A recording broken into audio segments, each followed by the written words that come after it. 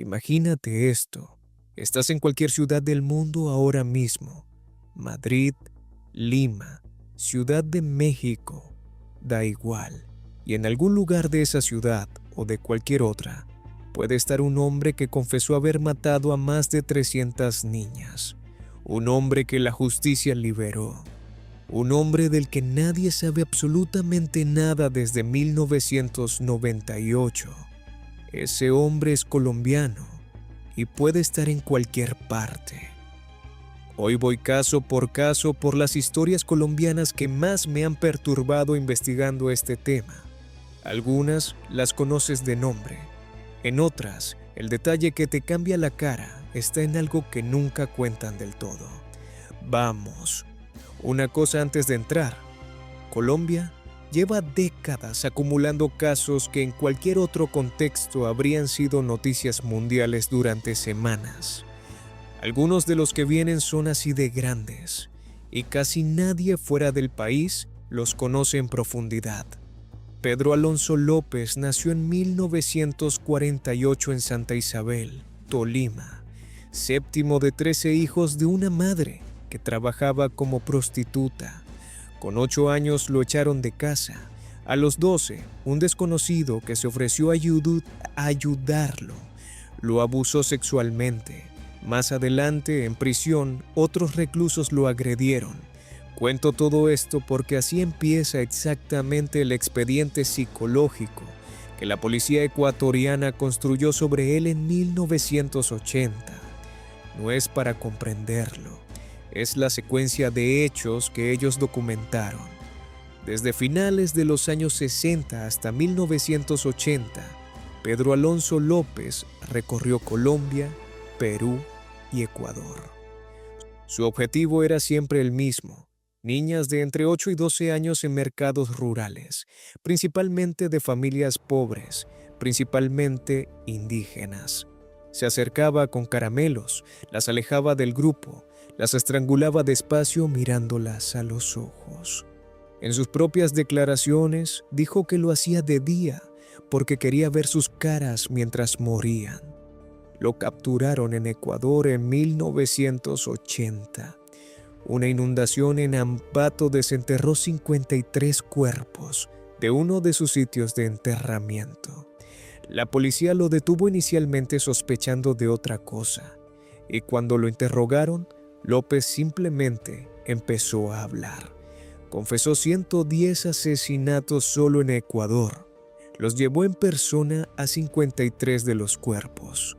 Afirmó que en total, entre los 3 países, había matado a más de 300 niñas.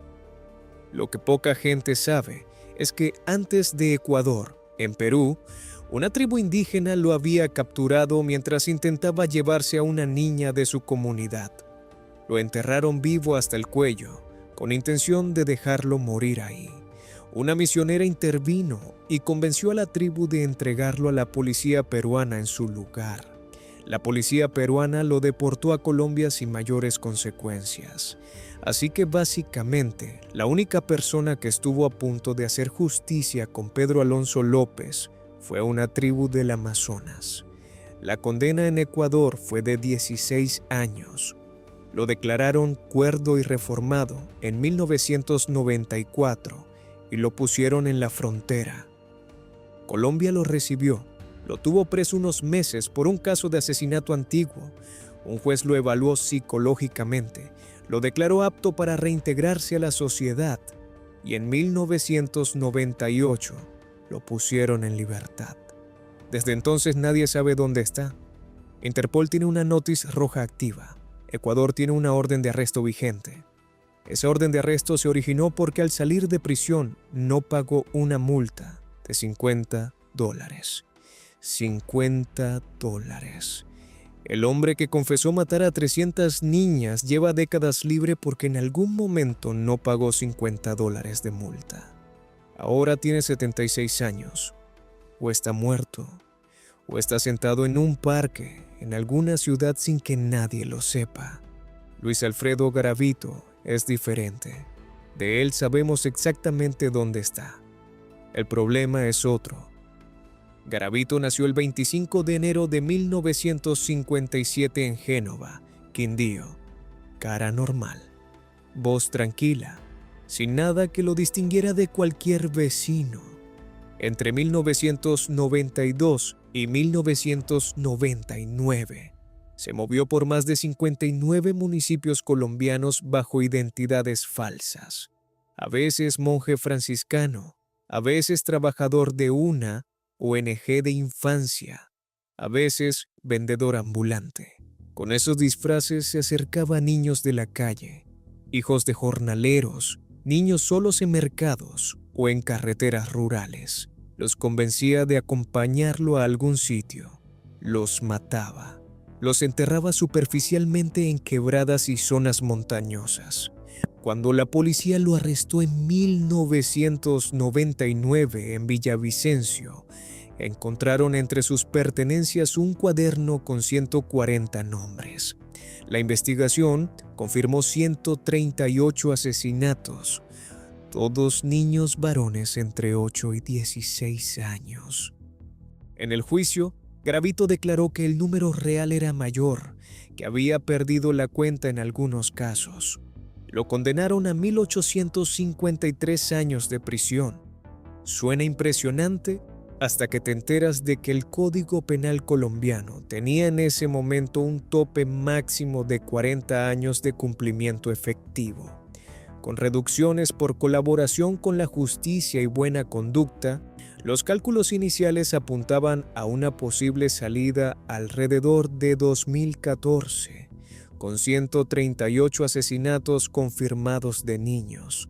La presión pública impidió que saliera entonces y siguieron sumándole condenas por casos adicionales.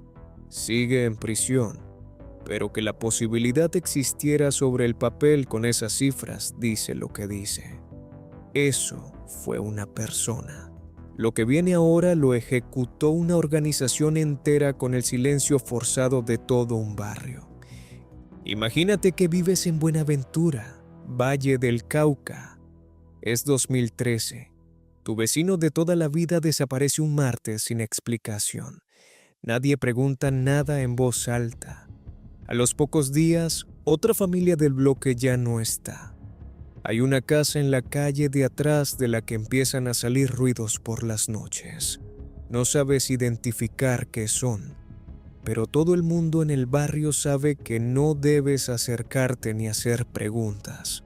Lo que la Fiscalía colombiana documentó entre 2012 y 2014 en Buenaventura es que dos organizaciones criminales, la empresa y los urabeños, habían habilitado casas en barrios populares del puerto para torturar y desmembrar a personas vivas.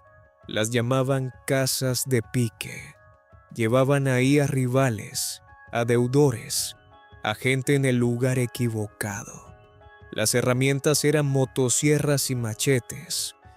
Los restos iban al río Dagua o al mar Pacífico. La Fiscalía documentó más de 150 víctimas en esos 2 años. Organizaciones de derechos humanos hablaban de una cifra real significativamente mayor. Vecinos que declararon ante investigadores dijeron que escuchaban lo que pasaba desde sus casas y no podían hacer nada.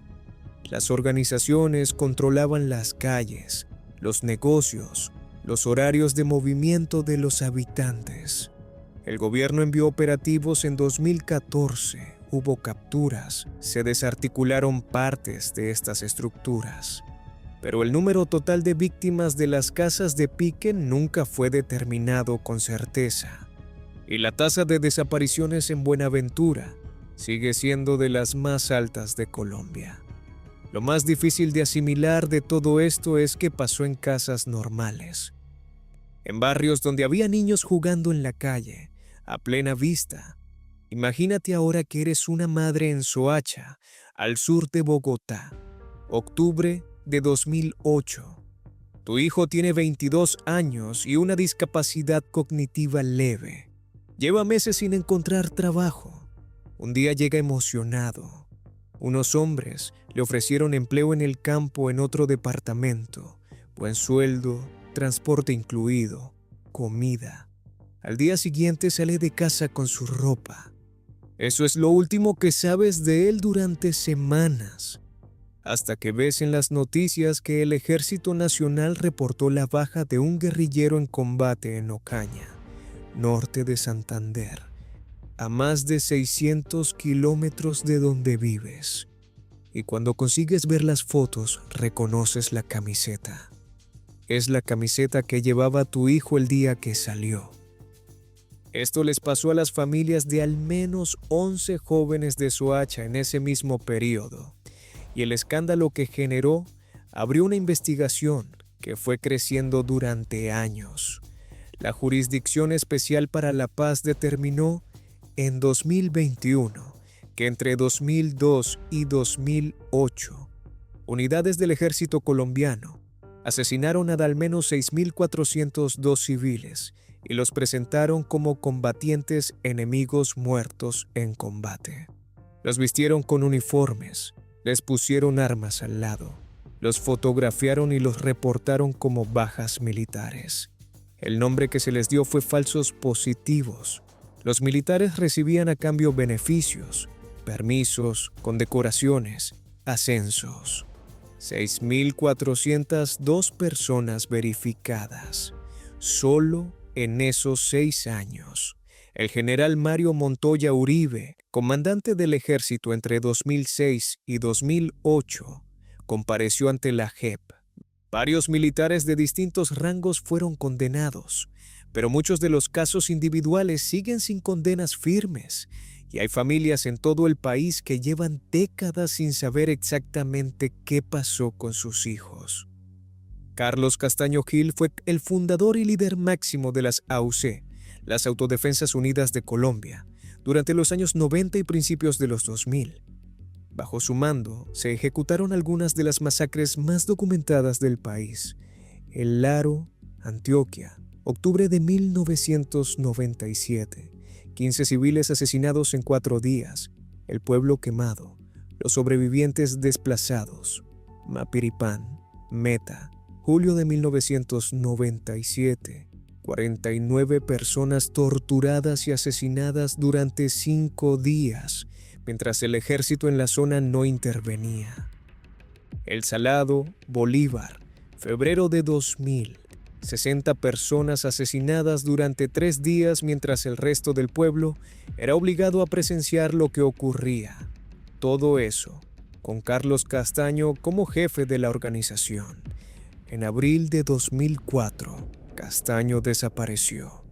Meses después, su propio hermano Fidel Castaño declaró que él mismo lo había mandado a matar porque Carlos estaba colaborando con la DEA y amenazaba con revelar demasiada información sobre la financiación narco de las AUC.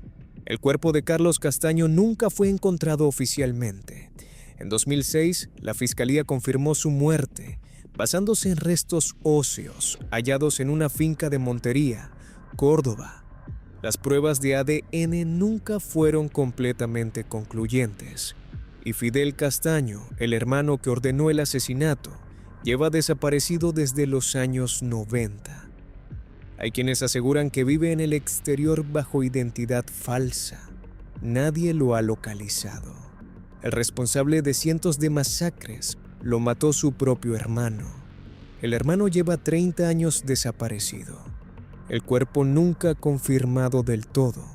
Si le propones este guión a cualquier escritor de thrillers, te lo devuelve diciendo que es demasiado inverosímil. Hay más, muchos más. Los siguientes van sin tanto espacio para respirar. Álvaro Gómez Hurtado. El 2 de noviembre de 1995, el político conservador Álvaro Gómez Hurtado salió de dar clase en la Universidad Sergio Arboleda de Bogotá. Había sido candidato presidencial 3 veces, hijo del expresidente Laureano Gómez, director del diario El Siglo. En la calle lo esperaban 2 sicarios en moto. 2 disparos en la cabeza. Lo mataron en la acera a plena luz del día en el norte de Bogotá. 30 años después, el caso sigue sin resolverse judicialmente.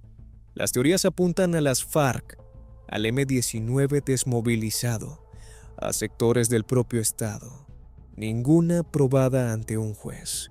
Es uno de los asesinatos políticos más importantes de la Colombia moderna, y la mayoría de la gente fuera del país no sabe ni quién era. Carlos Pizarro León Gómez, líder del M-19 que firmó la paz en 1990 y se convirtió en candidato presidencial. El 26 de abril de 1990 tomó un vuelo de Avianca de Bogotá a Barranquilla. A mitad del trayecto, un sicario de 22 años que viajaba en el mismo vuelo sacó una pistola y le disparó varias veces. Lo mataron literalmente en el aire, dentro del avión. El sicario fue abatido de inmediato, pero quién lo contrató nunca fue determinado con certeza. La Comisión de la Verdad señaló en 2022 indicios de participación paramilitar, con posible conocimiento de sectores del Estado, sin condenas penales. Jaime Garzón era el periodista y humorista más querido de Colombia en los años 90. Imitaba políticos, hacía sátira. Era de esos personajes que todo el país reconocía. El 13 de agosto de 1999, lo mataron de 5 disparos en la cabeza cuando salía de su casa en Bogotá a las 6 de la mañana. Durante años la versión oficial fue que el DAS, el Servicio de Inteligencia Colombiano, tenía información que lo vinculaba a las FARC. Esa información era completamente falsa y había sido fabricada. Investigaciones posteriores determinaron que el entonces director del DAS, Jorge Noguera Cotes, tenía vínculos con estructuras paramilitares. Noguera fue condenado en 2011 a 25 años de cárcel. El caso específico del asesinato de Garzón fue reactivado por la Corte Suprema en años recientes. 25 años después, sin una condena por su muerte, la masacre de Bojayá. El 2 de mayo de 2002, más de 300 civiles del municipio de Bojayá, Chocó, se refugiaron en la iglesia del pueblo mientras afuera combatían las FARC y grupos paramilitares. Las FARC lanzaron un cilindro bomba improvisado apuntando a los paramilitares. El proyectil entró por la ventana de la iglesia. Murieron 79 personas en el interior. 48 de ellas eran niños. La imagen que recorrió el mundo fue la del Cristo de Bojayá. La escultura del altar quedó sin brazos, sin piernas, mutilada por la explosión. Los responsables directos en las FARC no enfrentaron condena penal ordinaria durante décadas. En 2021, la JEP los identificó formalmente. El proceso es de justicia transicional, no penal convencional. La distinción importa. Rodrigo Tobar Pupo, alias Jorge 40, comandante del bloque norte de las AUC, responsable confeso de más de 3.000 asesinatos en los departamentos del Caribe colombiano, extraditado a Estados Unidos en 2008, condenado allí a 27 años de prisión por narcotráfico. Por los 3.000 asesinatos en Colombia, está en proceso de justicia transicional con posibilidad de beneficios si coopera con la verdad. Lo que más le costó judicialmente no fue lo que hizo en Colombia, fue el negocio de la droga. Eso es imposible de encuadrar como algo normal, y sin embargo, ahí está. Dairo Antonio Usuga David, alias Otoniel, líder del Clan del Golfo durante más de una década. El gobierno colombiano lo buscaba con una recompensa de 800 millones de pesos. En octubre de 2021, lo capturaron en el Urabá antioqueño con 500 soldados, 22 helicópteros y apoyo directo de la DEA y la CIA. El presidente Duque lo comparó en importancia con la muerte de Escobar. Lo extraditaron a Estados Unidos en 2022 y el Clan del Golfo, que según el gobierno tenía unos 2.000 miembros cuando lo atraparon, tiene ahora estimaciones que superan los 8.000. Pillaron al jefe y la organización se cuadruplicó. La justicia tiene días muy raros. Líderes sociales asesinados. No es un caso, es una cifra que lleva años repitiéndose. Según Indepaz, en 2022 fueron asesinados 205 líderes sociales en Colombia. En 2021, 139. En 2020, 133. Son personas que hacen reclamaciones de tierras, que organizan comunidades rurales, que defienden territorios. La mayoría de los casos sin condenas. Global Witness señaló a Colombia como el país más peligroso del mundo para defensores del medio ambiente en varios de sus informes anuales.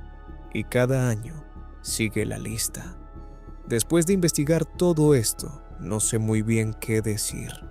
La suma es lo que te afecta. No es que Colombia sea única en el mundo en violencia.